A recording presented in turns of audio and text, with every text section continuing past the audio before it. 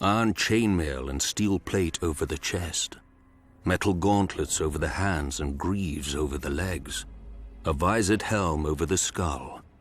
A knight in full armor can shrug off swords, spears, and axes, but Valyrian steel slices through his protections like so much cloth. As advanced as iron is from bronze, so is Valyrian steel from ordinary steel, lighter yet stronger, and nothing holds an edge like it. If you take a whetstone to a Valyrian blade, you'll need another whetstone, and maybe another hand to hold it. Nobody knows how the Valyrians forge their steel. Less than a handful of smiths can now even reshape it. The process, like so much of their civilization, was lost in the Doom.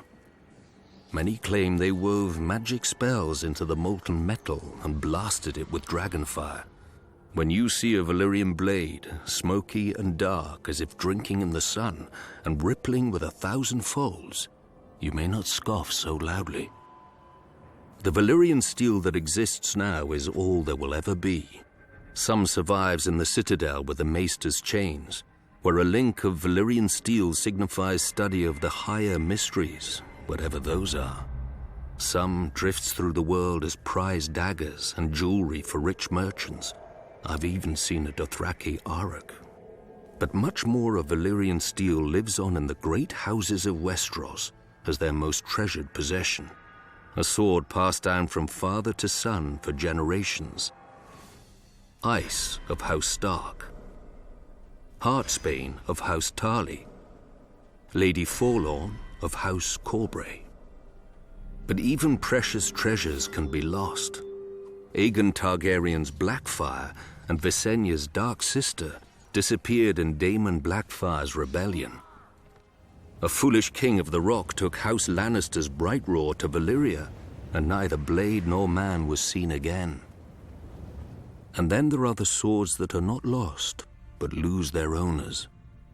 For 5 centuries, Longclaw was the pride of House Mormont, my house. Even penniless and in great debt, I chose to sell men rather than the sword. And when my shame became known and I fled Bear Island for the east, I left it behind for my father, to hold it for a worthier heir. Valyrian steel is a wonder of the world, sharper than wits, truer than men, rarer than virtue. But even its edge cannot cut so deeply as a son's failure, nor its value match that of redemption.